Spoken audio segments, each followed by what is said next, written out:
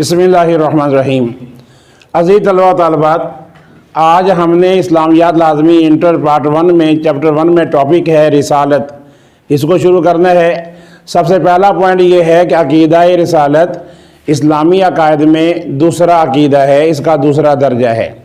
اس میں رسالت کا مفہوم، یہ بھی ایک شارٹ کوسچن آتا ہے، آپ نے لکھنا ہے کہ رسالت کا مفہوم ہے پیغام پہنچانا، یہ اس کا لغوی معنی ہے، اور پھر اس کے بعد اس کا اصطلاحی معنی بھی لکھنا ہے، یعنی اللہ تعالیٰ کا پیغام فرشتوں اور انبیاء کرام کے ذریعے مخلوق تک پہنچانے کو رسالت کہتے ہیں۔ پھر سنیے، اللہ تعالیٰ کا پیغام فرشتوں اور انبیاء کرام کے ذریعے مخلوق تک پہنچانے کو رسالت کہتے ہیں۔ دوسرا پوائنٹ ہے رسول کا مفہوم، اس میں بھی رسول کا لغوی معنی لکھیں گے پیغام پہنچانے والا، اس کا ایک اور معنی ہے قاصد۔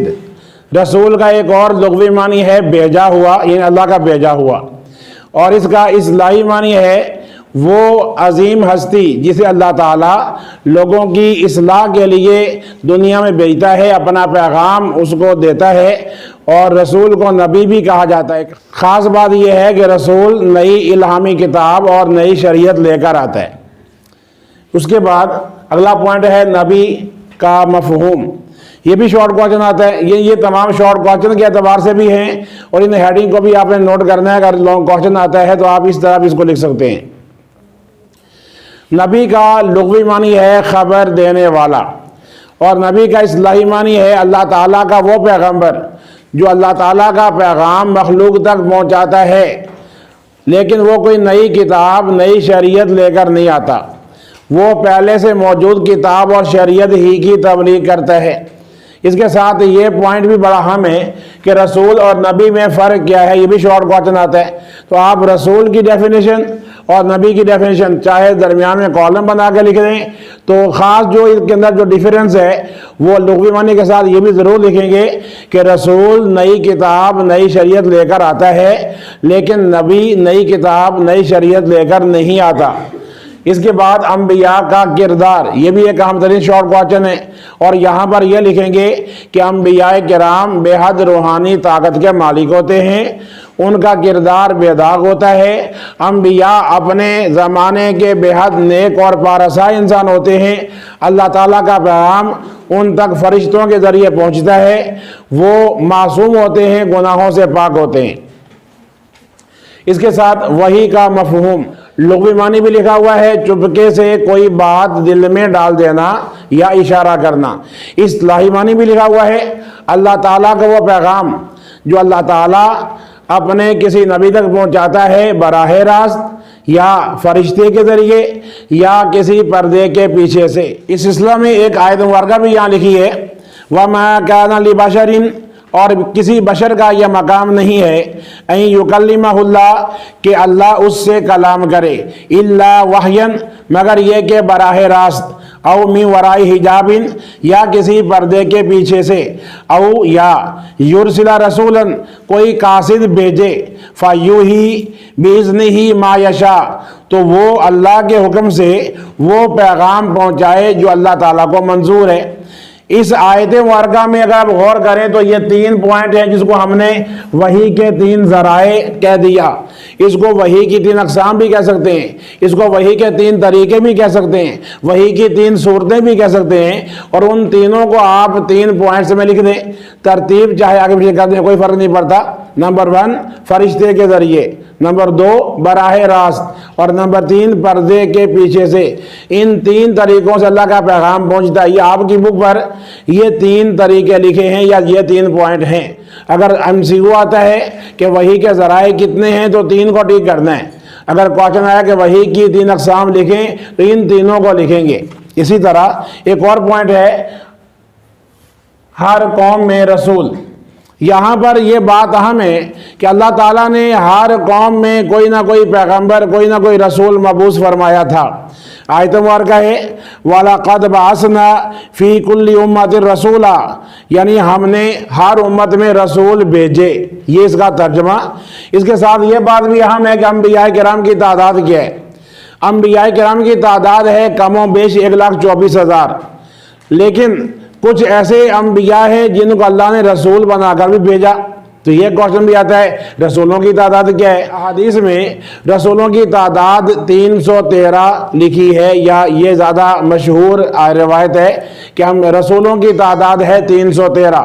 یہ 4 تو بڑی کتابیں تھیں، ان کے علاوہ کئی ایسے رسول تھے جن کو اللہ تعالیٰ نے صحیفے بھی عطا فرمائے، جیسے کہ آدم علیہ السلام، شیش علیہ السلام، نوح علیہ السلام، ابراہیم علیہ السلام، اسماعیل علیہ السلام۔ تو انبیاء کی تعداد تقریباً 1,24,000 اور رسولوں کی تعداد تقریباً 313۔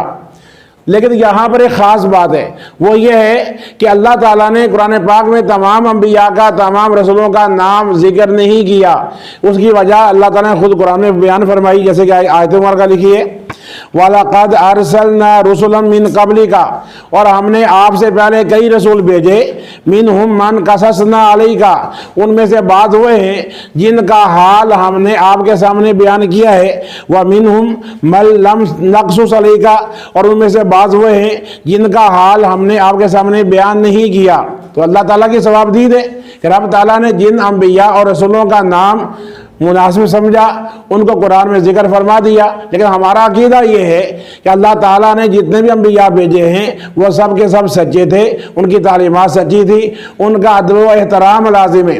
ہم کسی رسول کے درمیان کوئی فرق نہیں کرتے۔ قرآن کی آیت ہے لا نفرق بین احد من رسلی، ہم اس کے رسولوں میں سے کسی کے درمیان بھی کوئی فرق نہیں کرتے، یعنی یہ نہیں کہ بعض رسولوں کو مانیں اور بعض کو نہ مانیں، بعض کا ادب کریں بعض کا نہ کریں، نہیں۔ ایمان والوں کا یہ خاصہ ہے، یہ مومن کی شان ہے کہ وہ اللہ کے تمام سچے نبیوں کا ادب و احترام کرتے ہیں اور ان کا نام بھی ادب سے لیتے ہیں۔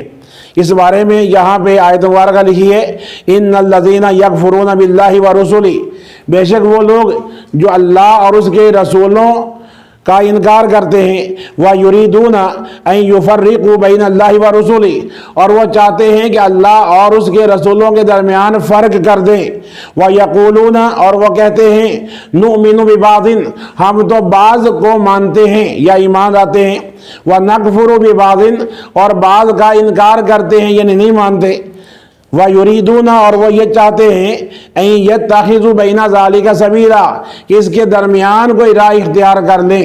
اولئک ھم الکافرون حقا، اصل میں یہ لوگ کافر ہیں۔ تو قرآن نے ان لوگوں کو کافر کہا ہے جو اللہ اور اس کے رسولوں کا انکار کریں، جو بعض رسولوں کو مانیں بعض کو نہ مانیں اور کوئی درمیانی راہ اختیار کرنا چاہیں۔ اہل کتاب یا یہودیوں میں ایسے لوگ تھے جنہوں نے بعض انبیاء کرام کے ساتھ دشمنی رکھی یا بعض انبیاء کو ناحق شہید بھی کر دیا۔ وہ بعض انبیاء کو مانتے تھے بعض کو نہیں مانتے۔ تو ہمارا ایمان یہ ہے ہم اللہ کے تمام سچے انبیاء کرام کا ادب و احترام کرتے ہیں، لیکن یہ بات کنفرم ہے کہ ہمارے پیارے نبی حضرت محمد صلی اللہ علیہ وسلم اللہ تعالیٰ کے آخری نبی ہیں، آپ خاتم النبیین ہیں، آپ کے بعد کوئی قیامت تک اور نبی نہیں آئے گا۔ حضرت عیسیٰ علیہ السلام آئیں گے لیکن وہ نئے نبی نہیں ہیں، وہ پہلے سے آئے تھے دنیا میں، اللہ تعالیٰ نے ان کو زندہ آسمان میں بلا لیا، قیامت کے قریب وہ دنیا میں آئیں گے، لیکن آ کر وہ اپنی رسالت اپنی کتاب کی تبلیغ نہیں کریں گے، وہ قرآن پاک کی تعلیمات کو ہی پھیلائیں گے اور حضور اکرم صلی اللہ علیہ وسلم کی رسالت اور آپ کا کلمہ ہی لوگوں کو پڑھائیں گے۔ مطلب یہ ہے کہ ان کے آنے سے بھی عقیدہ ختم نبوت پر کوئی فرق نہیں پڑتا۔ لیکن اگر حضور پاک کے بعد کسی نے نبوت کا دعویٰ کیا تو وہ اپنے دعوے میں جھوٹا ہے اور اس پر یقین کرنے والا بھی دائرہ اسلام سے خارج ہے، اس کا اسلام سے کوئی تعلق نہیں ہے۔ تمام علماء کرام کا تمام مسلمانوں کا یہ متفقہ عقیدہ ہے کہ ہمارے پیارے نبی حضرت محمد صلی اللہ علیہ وسلم اللہ کے آخری نبی ہیں۔ آخری پوائنٹ ہے رسول کی ضرورت۔ یہاں پر یہ بات قابل غور ہے کہ جب کوئی نیا رسول اللہ تعالیٰ بھیجتا تو اس کی کچھ ریزنز ہوتی ہیں۔ یہ کوشچن آتا ہے کہ نئے رسول کے بھیجنے کی ضرورت کب پیش آتی ہے؟ تو نمبر 1 یہ کہ جب کوئی پہلا رسول انتقال کر جاتا تو رب تعالیٰ لوگوں کی رہنمائی کے لیے کسی اور کو رسول بنا کر بھیج دیتا۔ دوسرا پوائنٹ یہ ہے کہ جب پہلی شریعت میں کوئی تبدیلی کرنا مقصود ہوتی تو اللہ تعالیٰ نئے رسول کو نئی ہدایات کے ساتھ بھیج دیتا۔ اور تیسرا پوائنٹ یہ ہے کہ جب اللہ تعالیٰ کے احکامات کو لوگ فراموش کر دیتے، بھلا دیتے، کفر و شرک میں کھو جاتے، اب لوگوں کی رہنمائی کے لیے اللہ تعالیٰ کسی رسول کو مبعوث فرما دیتا۔ لیکن یہاں ایک اور بات وہ یہ ہے، پیغام الہی کو نبی اکرم صلی اللہ علیہ وسلم پر نازل کرنے کی حکمت کیا ہے؟ بک میں دیکھیے، پیغام الہی کو نبی صلی اللہ علیہ وسلم پر نازل کرنے کی حکمت درج ذیل آیت سے ملاحظہ ہو۔ آیت کا ترجمہ بھی لکھیں گے اور نیچے ڈیڑھ لائن بھی لکھیں گے۔ وَأَنزَلْنَا إِلَيْكَ الذِّكْرَ، اور ہم نے آپ پر اس ذکر کو اتارا۔ یہاں ترجمہ کیا یادداشت، یہ بھی ٹھیک ہے، اس سے مراد قرآن مجید ہے۔ اور ہم نے آپ پر اس یادداشت کو نازل کیا لِتُبَيِّنَ لِلنَّاسِ، تاکہ آپ لوگوں کے سامنے کھول کر بیان کر دیں مَا نُزِّلَ إِلَيْهِمْ، جو ان کی طرف اتارا گیا ہے۔ تو گویا حضور اکرم صلی اللہ علیہ وسلم نے اللہ تعالیٰ کے پیغام کو لوگوں تک پہنچانا بھی تھا اور اس کے احکام پر عمل کر کے ایک عملی مظاہرہ بھی پیش کرنا تھا، ایک اسوہ حسنہ بھی پیش کرنا تھا۔ یہ آپ کی ذمہ داری تھی۔ ایک اور پوائنٹ وہ یہ ہے کہ پیغام الہی فرشتوں کے ذریعے بھی بھیجا جا سکتا تھا، پھر رسولوں کی ضرورت کیوں پیش آئی؟